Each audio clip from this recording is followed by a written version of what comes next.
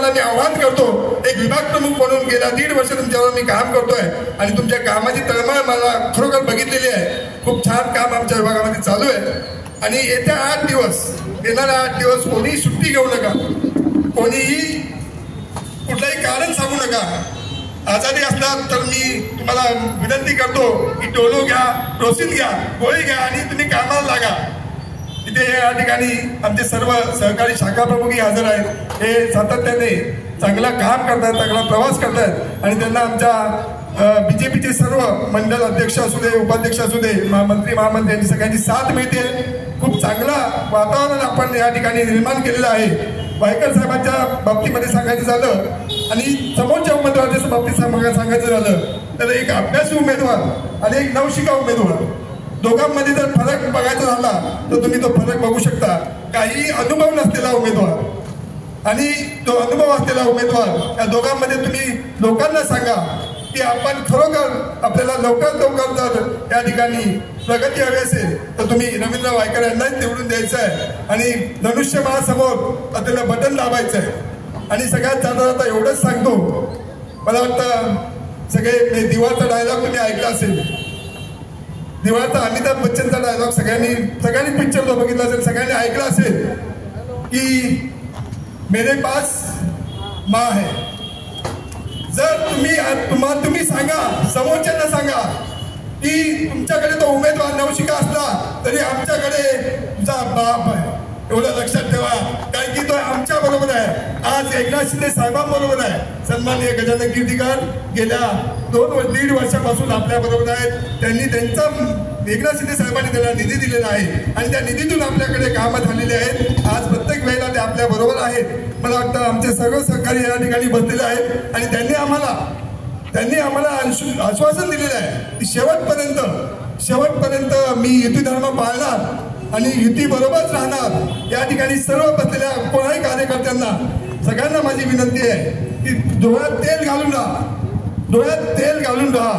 कारण की तुम्हाला इतिहास आठवत असेल, इतिहासामध्ये आपल्याला बऱ्याच वेळेला महाराष्ट्राला धोका झालाय आणि तो फक्त आणि फक्त आपल्या आळशीपणामुळे किंवा आपल्या दुर्लक्ष करण्यामुळे. त्यामुळे तुम्हाला सर्वांना विनंती आहे की कुठेही आपण जिंकणार तर आहोत, 100% जिंकणार आहोत, पण कुठेतरी कसूर बाकी ठेवू नका.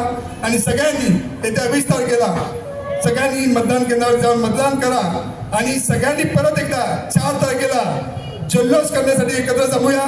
आपण या ठिकाणी सर्वांनी मला संधी दिली आणि 2 शब्द आपल्या विचार मांडण्याची संधी दिली, त्याबद्दल आयोजकांचा सगळ्यांचा आभार.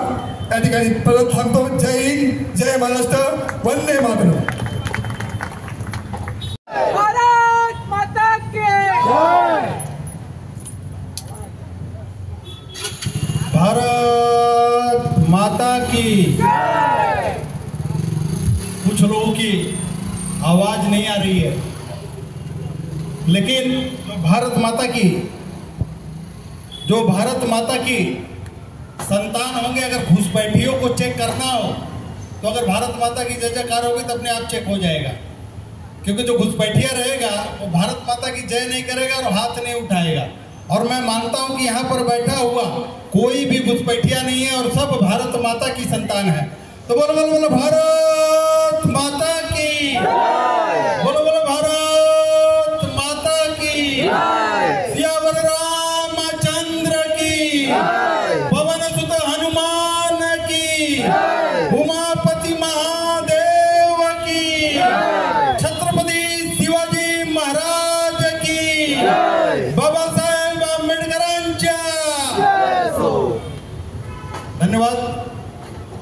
मैं वैभव जी बताया था ना कि यहाँ पर एक भी घुसपैठिया नहीं है, क्योंकि यहाँ पर घुसपैठिया हो ही नहीं सकता.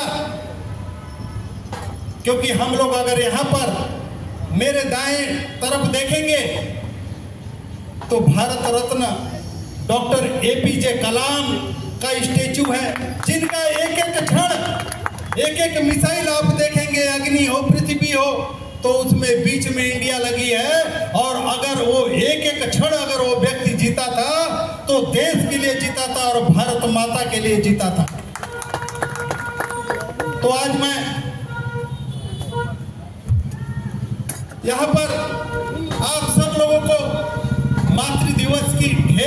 शुभकामनाएं देता हूं, क्योंकि आज मातृ दिवस है। एक तरफ माननीय नरेंद्र मोदी जी बढ़ा रहे हैं, तो वहीं पर दूसरी तरफ महाराष्ट्र का वैभव माननीय एकनाथ शिंदे जी, माननीय देवेंद्र जी, माननीय अजीत पवार जी कर रहे हैं। मित्रों, मैं मेरा खुद का उदाहरण बताता हूं कि आपका एक वोट क्या कर सकता है। 2012 में आतंकवादियों ने कश्मीर में के लाल किले पे उन्होंने आह्वान दिया कि अगर भारत माता का अगर कोई सपूत होगा और किसी ने अपनी मां का दूध पिया होगा तो लाल किले पर आकर के झंडा फहरा के दिखाए, तिरंगा झंडा फहरा के दिखाए। लाल चौक में, कश्मीर के लाल चौक में भारत के उस समय के युवा मोर्चा के अध्यक्ष माननीय अनुराग ठाकुर जी के नेतृत्व में आपका ये बेटा विनोद मिश्रा कार्यकर्ताओं की फौज के साथ में तिरंगा फहराने के लिए वहां पर गया हुआ। इधर कोई उनका इधर दिख नहीं रहा था। आज जो वोट मांगने घूम रहे हैं ना, आप सब लोग बोलिए कोई दिख रहा था क्या? एक भी नहीं दिख रहा था। उद्धव जी और उनकी सरकार सिर्फ फेसबुक पे लाइव थी। जब लोग ऑक्सीजन के लिए मर रहे थे, जब लोग बेड के लिए मर रहे थे, जब लोग रोटी के लिए परेशान थे, जब लोग रोजगार के लिए परेशान थे, उस समय उद्धव ठाकरे जी नोटे गिन रहे थे। उनकी पार्टी वसूली में बेच थी। कहां वसूली? वजहगिरी में वसूली थी। वजह उसको 100-100 करोड़ का टारगेट दिया हुआ था। कौन सा अधिकार है आपको बोलने का? आप उस कांग्रेस के साथ में गए जिस कांग्रेस पे मुंबई के हुतात्माओं को शहीद करने का आरोप है, जिस पे 1956 में मुंबई को महाराष्ट्र से अलग करने की आकाशवाणी अगर किसी ने किया तो उस समय के प्रधानमंत्री पंडित जवाहरलाल नेहरू ने किया। अगर महाराष्ट्र में 105 लोगों को मुंबई के लिए शहीद किया तो उस समय कांग्रेस का मुख्यमंत्री था। और आज अगर आपका कोई प्रचार कर रहा है तो आतंकवादी से आप प्रचार करवा रहे हो, बम ब्लास्ट का दोषी से प्रचार करा रहे हो उद्धव जी। मैं तो पूछता हूं, अगर बाला साहब जी कहीं पर होंगे तो उनकी आत्मा भी कसोट रही होगी कि मेरी कैसी औलाद है, कौन सा सैनिक है, कैसा मेरा बेटा है, जिस बाला साहब को देख कर करके उनका नाम सुन करके देशद्रोहियों और आतंकवादियों की सांप सूख जाता था, उनकी जबान सूख जाती थी, उनका जान जबड़े में हलक में फंस जाती थी। आज उन्हीं की औलाद, उन्हीं की पार्टी, उन्हीं की सिल्लत सेना चुनाव जीतने के लिए जिन्होंने मुंबई पे आतंकवादी हमला किया, उस आतंकवादी जिसको कोर्ट ने सजा किया उससे प्रचार करवा रही है। सेल के जिला के अध्यक्ष कृपया मंच पर आए। विनोद भाई ने इनके 5 मिनट छोड़े हैं। सम्माननीय व्यासपीठ और मेरे सामने बैठे सभी महायुद्धि के महायोद्धाओं को मेरा नमन, सबको सस्ने जय महाराष्ट्र। आज तुम्ही आणि आम्ही ह्या एवढ्या मोठ्या संघर्षामध्ये आपण उतरलो आहोत। याचं कारण काय हो? उद्या माणूस खासदार बनून गेला, तुम्हाला फायदा होणार आहे, मला फायदा होणार आहे, परंतु तो फायदा आपल्या देशाला होणार आहे। आपल्या देशाच्या संरक्षणासाठी, आपल्या घरातल्या मुलीबाळींच्या संरक्षणासाठी आपल्या देशाचे तुकडे होणार नाहीत, तो देश एक संघ राहील, आपल्या देशाची एकता राहील, यासाठी तुम्ही आणि आम्ही आपण एकत्र मिळून आज दिवस रात्र प्रचार करतोय, संघर्ष करतोय, लोकांमध्ये जातोय, लोकांना कन्व्हिन्स करतोय की तुम्ही महायुतीला मतदान करा, धनुष्यबाणावर मतदान करा। परंतु समोरच्यांचं काय चाललंय? समोरच्यांचं काय चाललंय? ज्यांनी या मुंबईचे तुकडे तुकडे उडवले अशा आतंकवाद्यांना घेऊन ते प्रचाराला बाहेर निघाले। अशा डेंजर लोकांबरोबर तुम्ही प्रचार करायची वेळ आणली आहे। आमचे गजानन कीर्तिकर साहेब 2 वेळा खासदार म्हणून निवडून आले, परंतु त्यांना कधी खोटी नाटकं करताना कोणी पाहिलं का? गळ्यात काहीतरी वेगळं वेगळं काय घालायचं, टोप्या घालायच्या, मस्जिदीमध्ये जायचं, मस्जिदीमध्ये जा, पण त्यांना पण टोप्या लावू नका। तुमचा हिंदुत्व, तुमचा कुठचा धर्म खरा नाही, तुम्ही खोटी नाटकं करताय। निवडणुकीची मतदान मिळावं म्हणून त्यांना टोप्या लावताय, तुम्ही त्यांचे सुद्धा नाही आहेत, हे त्यांना पण माहित आहे आणि आम्हाला पण माहिती आहे। केवळ मतदानाची घाणेरडी लाचारी त्याच्यासाठी जनाब अमोल मियां खिचडीवाले कोण आहे समोरचा उमेदवार?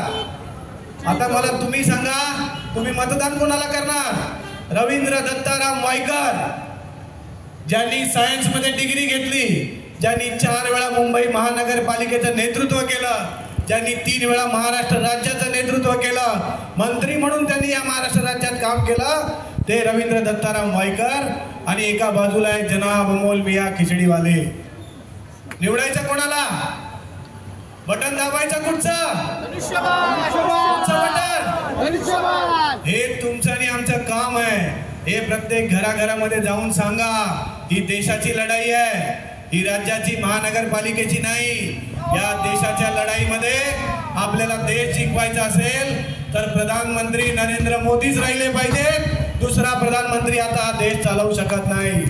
हे सगळे विकले गेलेले आहेत, सगळे भाटके झालेले आहेत. म्हणून यांच्यापासून जितकं सावध राहता येईल तितकं सावध राहा.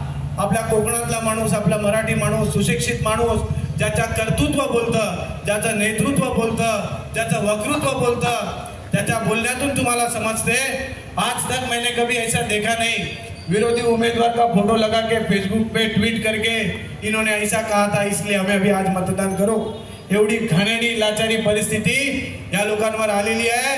त्याचं कारण एक मात्र कारण आहे, जनाब अमोल मियां खिचडीवाले. त्याच्या पलीकडे काही नाही. हे तुम्ही लक्षात ठेवा.